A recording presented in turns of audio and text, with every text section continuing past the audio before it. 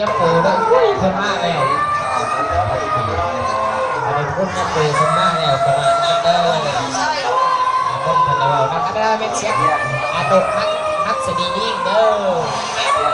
เป็นอย่างย่อเท่าหลายพอสมควรเนาะทางในลำเลือกในกระติบอยู่อัดอยู่ทักเราบ่มีเงินบุญเงินบุญเงินบารมีของพระเดชพระคุณประธานของพวกเราอันนี้ก็พระพุทธประธาน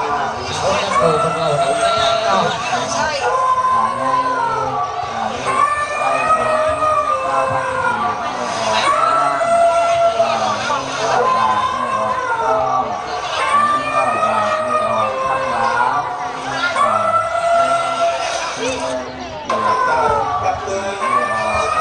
ฮัลโหล